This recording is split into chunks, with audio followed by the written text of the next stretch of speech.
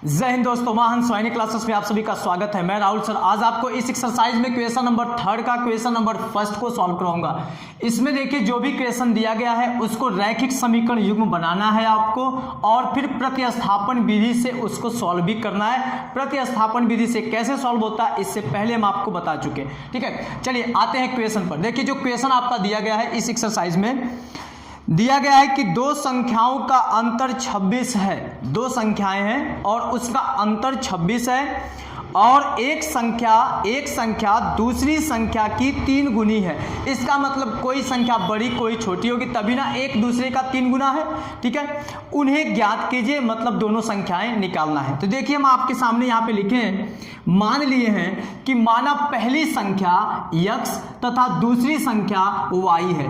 यहाँ पे आप ऐसे भी लिख सकते हैं, माना बड़ी संख्या x और छोटी संख्या y, या किसी को छोटा किसी को बड़ा मान सकते हैं। तो हम पहली संख्या को x माने हैं और दूसरी संख्या को y माने हैं और कहा गया है दोनों का अंतर कितना है, 26 है। तो इसका मतलब है x में से अगर y घटाएंगे तो यहाँ पे कितना लिखेंगे, 26। ये कैसे हो गया, ये प्रश्नानुसार। क्या लिखेंगे, प्रश्नानुसार। तो यहाँ पे हो गया प्रश्न के अनुसार, मतलब प्रश्नानुसार x माइनस वाई इक्वल 26। इसे आप मान लीजिए इक्वेशन नंबर 1। उसके बाद कहा गया है कि पहली संख्या दूसरी संख्या का 3 गुना है। तो x वाला आप बड़ा मान रहे हैं, y वाले को छोटा अगर मान रहे हैं, तो इसका मतलब ये वाला वैल्यू इससे 3 गुना ज़्यादा है। x वाला y से 3 गुना ज़्यादा है, x वाला y से 3 गुना ये ज़्यादा है। तो बराबर कब होगा, आप कहेंगे जब सर y वाले को 3 गुना करेंगे तब बराबर होगा, क्योंकि पहली संख्या दूसरी संख्या का 3 गुना है। ये वाली उसकी 3 गुना थी, अब जब बराबर करना होगा तो y में 3 से गुणा कर देंगे। तो यहाँ से आपको मिल गया दूसरा समीकरण। तो ये आपका बन गया रैखिक समीकरण युग्म बन गया है। अब उसके बाद आपको प्रतिस्थापन विधि से इसको सॉल्व करके x और y का वैल्यू निकालना है। तो अगर हम यहाँ से x का वैल्यू जो दिया है इसको अगर उठा के समीकरण 1 में रख दें तो हो सकता है कुछ इसमें से y का वैल्यू मिलेगा। तो लिखेंगे समीकरण 1 में, एक ये है ना, 1 में x इक्वल 3y रखने पर, ठीक है, यहाँ पे रख दीजिए। तो x के जगह पे, समीकरण 1 में x के जगह पे क्या रखना है, 3y। तो यहाँ पे आपका हो गया 3y माइनस वाई इक्वल 26। ये घट गया 2y इक्वल 26, ये 2 नीचे भेजेंगे तो y इक्वल 26/2, ये कट गया। तो y का वैल्यू आपको मिला 13। इसका मतलब जो y होगी वो 13 होगी और उसके बाद आपको निकालना है x का वैल्यू। तो चाहे आप इसको समीकरण 1 में रखिए, चाहे इसको आप समीकरण 2 में रखिए। वैसे भी आप माइंड लगा सकते हैं कि पहली संख्या दूसरे का 3 गुना थी, तो इसका मतलब पहली संख्या हमारी इसका 3 गुना 39 हो जाएगा। ठीक है, लेकिन ऐसे नहीं, यहाँ पे सॉल्व करके दिखाना होगा। तो आपको यहाँ पे लिखना, उसके बाद समीकरण चाहे 1 में लिखिए चाहे 2 में। समीकरण 2 में हम रख देते हैं, समीकरण 2 में y इक्वल 13 रखने पर, ठीक है, रखने पर। तो जब समीकरण 2 में y के जगह पे 13 रखेंगे तो ये 3 रहेगा, y के जगह पे 13 हो गया और जब इसका मल्टीप्लाई कर देंगे तो हो जाएगा 39। अब उसके बाद लिखेंगे, अभी हमारा क्वेश्चन कंप्लीट नहीं हुआ, लिखेंगे अतः एक संख्या जो आप पूछे हैं, एक संख्या हमारी हो जाएगी 39 और दूसरी संख्या हमारी हो जाएगी 13 होगी। ठीक है, इसका आप स्क्रीनशॉट ले लीजिए। चलते हैं इसके सेकंड क्वेश्चन पर। ठीक है, देखिएगा इस क्वेश्चन में, देखिए कहा गया है सेकंड क्वेश्चन में, 3rd का सेकंड क्वेश्चन, दो संपूरक कोणों में बड़ा कोण छोटे कोण से 18 डिग्री अधिक है, उन्हें ज्ञात कीजिए। सबसे पहले हम आपको ये बताते हैं संपूरक और पूरक कोण का मतलब क्या होता है। एक होता है पूरक कोण, ठीक है, पूरक कोण अगर मान लीजिए एक आप अल्फा लेते हैं और दूसरा मान लीजिए थीटा लेते हैं या यक्स और वाई लेते हैं, ठीक है। अगर ये दोनों कोण पूरक होंगे तो इनको जोड़ने के बाद 90 आना चाहिए, ठीक है। तो आप अपने मन में कोई भी वैल्यू ले सकते हैं, दोनों का योग करने पर अगर 90 आ गया तो समझ जाइएगा पूरक है। अल्फा प्लस थीटा को जोड़ने के बाद अगर 90 आ गया तो समझ जाइएगा कि अल्फा और थीटा एक दूसरे के पूरक कोण होंगे। और बात यहाँ पे करना है संपूरक का। संपूरक में क्या होता है, अगर उन्हीं दोनों कोणों का योग 180 आ जाता है तो वो संपूरक होता है। अब आपके माइंड में इसका कुछ एग्जाम्पल भी आ गया होगा, जैसे 20 और 70 कर देंगे तो 20 70 90 हो जाएगा, 30 60 कर सकते हैं, बाकी तो आप समझ ही रहे हैं। ऐसे यहाँ पे 120 और 60 को जोड़ेंगे 180 आ जाएगा, तो संपूरक में काफी एग्जाम्पल आप समझ सकते हैं, ठीक है। तो यही देखिए क्वेश्चन में कहा गया है कि दो संपूरक कोणों में बड़ा कोण छोटे कोण से 18 डिग्री अधिक है तो उन्हें ज्ञात कीजिए।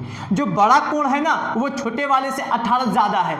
एक बात तो ये कि अगर दोनों कोण संपूरक हैं तो संपूरक की परिभाषा के अनुसार दोनों कोणों का योग कितना हो जाएगा, लिखेंगे तब x प्लस वाई, अगर हम दोनों को जोड़ें तो कितना आना चाहिए 180। तो ये आपका बन गया एक तुरंत समीकरण बन गया।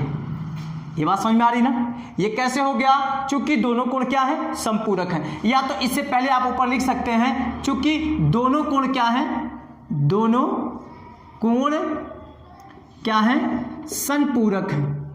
जब दोनों कोण संपूरक हैं तब x प्लस वाई बराबर 180 हो जाएगा। देखिए क्वेश्चन में हम माने हैं, माना दो संपूरक कोणों में बड़ा कोण x डिग्री है तथा छोटा कोण y डिग्री है। चूंकि दोनों कोण संपूरक हैं तब x प्लस वाई को जोड़ेंगे तो 180 आएगा, ठीक। अब कहा गया है बड़ा कोण छोटे वाले से 18 डिग्री अधिक है। बड़ा कोण आप x को मान के चल रहे हैं, इसका मतलब ये वाला y के तो बराबर नहीं होगा, ये वाला y से कितना ज्यादा है। क्वेश्चन में कहा गया है 18 डिग्री अधिक है। कौन ज्यादा है, बड़ा वाला, ये वाला, ठीक। बराबर कब होगा, जब इसमें से आप 18 घटाएंगे तब ना, या तो आप इसमें 18 जोड़ेंगे, ठीक है। ये आपका बन गया समीकरण नंबर 2। तो ये आपका हो गया रैखिक युग्म हो गया, ठीक। अब इसको सॉल्व करके प्रतिस्थापन विधि से x और y का मान निकालना है। तो क्यों ना हम ये वाला वैल्यू x का मान मिला ही है, इसको उठा के समीकरण 1 में रख देते हैं। तो लिखेंगे समीकरण 1 में x इक्वल वाई प्लस 18 रखने पर, बात समझ में आ रही है ना, रखने पर। आप ऐसे भी लिख सकते हैं समीकरण 1 में समीकरण 2 का मान रखने पर, तब भी बात वही है, ठीक है। x का मान यही है, इसमें रखना है, किसमें, समीकरण 1 में। तो x के जगह पे क्या रखना, y प्लस 18, यहाँ पे रखिए y प्लस 18 और ये प्लस y इसका रह जाएगा बराबर 180। ये y 2y हो गया और ये 18 उधर जाएगा, 180 माइनस 18, ठीक है। अब ये 2y इक्वल, इसको घटा दीजिए, कितना आ जाएगा, ये 10 में से 8 गया 2 और ये 7 में से 1 गया 6 और यहाँ पे 1। जब 2 को नीचे भेजेंगे तो y इक्वल हो गया 162/2 और 2 से काटेंगे 2 8 16, 2 1 2, 81 आ गया। किसका मान, y का वैल्यू। लिखेंगे y का वैल्यू ये आ गया। अब लिखेंगे समीकरण, देखिए अब यहाँ पे सॉल्व कर देते हैं। समीकरण किसी में भी रख दीजिए, चाहे 1 में रखिए चाहे 2 में रखिए, आपको क्या निकालना, अभी x निकालना, y का मान मिल गया। चलिए हम समीकरण 2 में रख देते हैं, यहाँ पे सीधा रखेंगे, जोड़ देंगे, x का मान मिल जाएगा। तो लिखेंगे समीकरण 2 में y इक्वल 81, ये जो मिला है समीकरण, ये y का मान, y इक्वल 81 रखने पर तो बताइए x इक्वल क्या है, y के जगह पे 81 प्लस 18, इसको जोड़ दीजिए, कितना आ जाएगा, 8 1 9 और ये 8 1 9, 99 डिग्री आ जाएगा। ये वाला कोण ना, इससे देखिए 18 डिग्री ज़्यादा भी है, 18 डिग्री ज़्यादा भी है, अगर आप घटाएंगे तो 18 आएगा। इसका मतलब है आपका आंसर सही है, ठीक है। अब उसके नीचे लिखेंगे अतः बड़ा कोण किसे माने आप, x डिग्री को ना, x डिग्री इक्वल 90 डिग्री तथा छोटा कोण। अब जाके आपका क्वेश्चन कंप्लीट हो गया, आपका एक भी नंबर नहीं कटेगा, अब 81 डिग्री होगा, ठीक है। अब चलते हैं इसके थर्ड क्वेश्चन पे। थर्ड क्वेश्चन, इस क्वेश्चन में देखिए कहा गया है एक क्रिकेट टीम के कोच ने 7 बल्ले 6 गेंदे 3,800 रुपया में खरीदी। बाद में उसने 3 बल्ले और 5 गेंदे 1,750 रुपया में खरीदी। प्रत्येक बल्ले तथा प्रत्येक गेंद का मूल्य ज्ञात कीजिए। इस टाइप का क्वेश्चन हम एक आपको बताए थे, ग्राफी विधि से सॉल्व किए थे, लेकिन यहाँ पे ग्राफी विधि नहीं लगाना है, यहाँ प्रतिस्थापन विधि से लगाना है और उसको रैखिक समीकरण के युग्म में बनाना है। देखिए मान लिए सबसे पहले माना एक बल्ले का मूल्य x रुपया, क्योंकि हमको एक बल्ले का मूल्य नहीं पता, गया 7 पहले बल्ला ले लिया, फिर उसके बाद कितनी गेंद लिए हैं, ठीक है। तो माना एक बल्ले का मूल्य x रुपया है तथा एक गेंद का मूल्य y रुपया है, ठीक। अब चलते हैं क्वेश्चन के अनुसार, लिखेंगे यहाँ पे प्रश्नानुसार, ठीक है, मतलब प्रश्न के अकॉर्डिंग काम करते हैं। प्रश्न में बोला गया है कि 7 बल्ले 6 गेंदे 3,800 रुपया में खरीदे। तो भैया अगर एक बल्ला x रुपया में मिल रहा है तो 7 बल्ला आपको 7x में मिलेगा, एक गेंद आपको y रुपया में मिल रहा है तो 6 गेंद फिर खरीदे तो 6 गेंद आपको मिल जाएगा 6y में। 7 बल्ला 6 गेंद खरीदने के बाद आपने दे दिया है 3,800 रुपया, ठीक है। तो इसे आप मान लीजिए समीकरण नंबर 1। फिर उसके बाद वो गए और कहे कि 3 बल्ले और दीजिए और 5 गेंद फिर खरीदे। तो 3 बल्ले 3x का हो जाएगा और 5 गेंदे 5y का हो जाएगा और उसका जो रेट दिए वो 1,750 रुपया, ठीक है। इसे आप समीकरण नंबर 2 मान लीजिए। तो ये आपका हो गया रैखिक समीकरण युग्म के फॉर्म में। अब आपको इसको प्रतिस्थापन विधि से सॉल्व करके x और y का मतलब मान निकालना, x का मतलब बल्ले का मूल्य और गेंद का मूल्य। चलिए आप चाहे समीकरण 1 से x या y का मान निकालिए, चाहे इससे निकालिए, क्योंकि प्रतिस्थापन विधि में आपको ऐसा बताया गया। तो हम यहाँ पे चलते हैं समीकरण नंबर, चलिए 2 ही से निकाल देते हैं। समीकरण 2 से, ठीक है, निकाल देते हैं यहाँ से x का ही मान। समीकरण 2 से बताइए, अगर आप x का मान निकालना चाहेंगे इसको तो इसे उधर भेजना पड़ेगा। तो इसका मतलब है 1750, ये माइनस ये 5y हो गया, उधर चला गया माइनस हो गया, और ये जो 3 है नीचे भेज दिए, 3 नीचे भेज दिए, तो आपको यहाँ मिला x का वैल्यू। समीकरण 2 से x बराबर ये है। इसको आप समीकरण 1 में रखिए, क्योंकि आप 2 से निकालेंगे तो 1 में रखना होगा, 1 से निकालेंगे तो 2 में रखना होगा। लिखेंगे समीकरण 1 में x इक्वल ये जो वैल्यू है रखने पर, ठीक है, समीकरण 1 में ये मान रखने पर। तो समीकरण 1 आपको दिख रहा होगा ये वाला, तो x के जगह पे आप रख दीजिए -5y/3 और ये +6y, ये हो गया 3800 रुपया। इसका गुणा कर दीजिए, ठीक है, इसका गुणा कर दीजिए। तो 7 का 0 में गुणा करेंगे 0, 7 × 5 = 35, 3 बचा, 7 × 7 = 49 और 49 और कितना बचा 3 ना, 49 3 52 और 7 × 9 7 और 7 5 हो गया 12, ठीक है। अब इसका जब इसमें गुणा करेंगे तो जाएगा 35y और ये बटा 3 प्लस 6y और ये बराबर हो जाएगा 3800 रुपया के। इसका आप एलसीएम लेंगे तो 3 आएगा, इसका एलसीएम लेंगे तो 3 आएगा, और ये वैसे उतार लेना है 12,250 माइनस 35y प्लस 18y बराबर होगा 3800 रुपया के। 3 का इधर गुणा कर दीजिए तिर्यक, y वाला देखिए एक प्लस में एक माइनस में तो घट जाएगा, और ये ऐसे उतार लेंगे। यहाँ से हम इक्वेशन को हटा देते हैं, ठीक ना, जगह भी नहीं है, और आप इसे ध्यान दीजिएगा क्योंकि इसी इक्वेशन में रखना होगा, किन्हीं दोनों में से एक में, ठीक है। यहाँ पे तिर्यक गुणा कीजिए तो यहाँ हो गया 12,000, रुके दूसरे कलर से लिखते हैं, 12,250।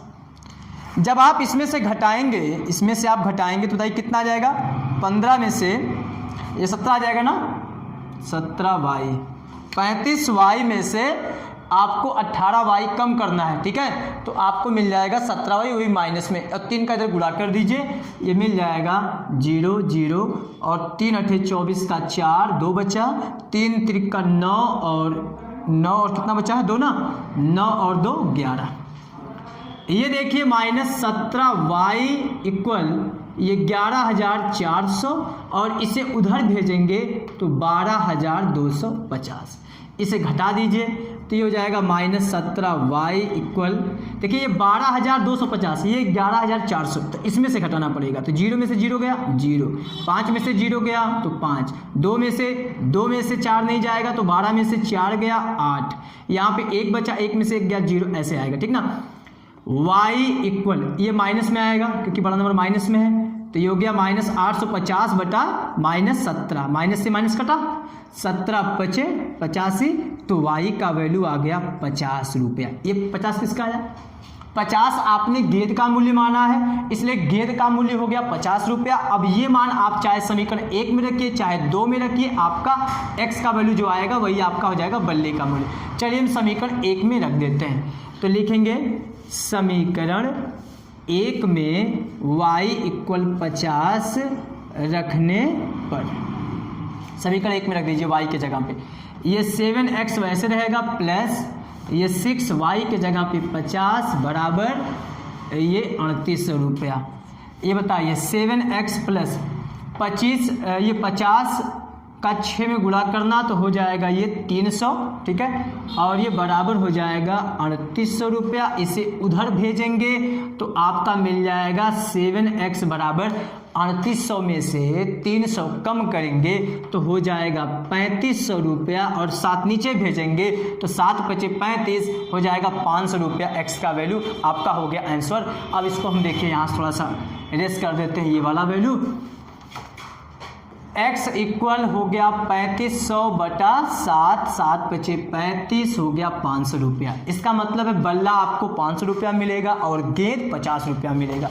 अब लिखेंगे उसके बाद नीचे, अतः ध्यान दीजिएगा जैसे जैसे हम सॉल्व कर रहे हैं वैसे आपको वैसे भी लिखना है।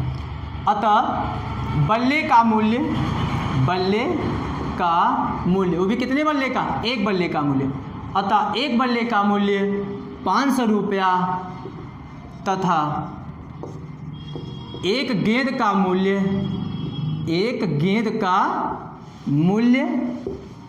y इक्वल 50 रुपया होगा। ठीक है, इतनी बात समझ में आई ना, ये आपका आंसर हो गया। ऐसे अगर आप लिखेंगे आपका एक भी नंबर नहीं कटेगा। तो आशा है कि आपको समझ में आया होगा, और अगर आपको समझ में आया तो प्लीज़ चैनल को सब्सक्राइब कीजिएगा और बेल आइकन को जरूर प्रेस कीजिएगा, क्योंकि आपके सब्सक्राइब करने से, लाइक करने से और शेयर करने से हमारा मनोबल भी बढ़ेगा और हम आपको और भी अच्छे तरीके से ऐसे पढ़ाते रहेंगे। Thanks you.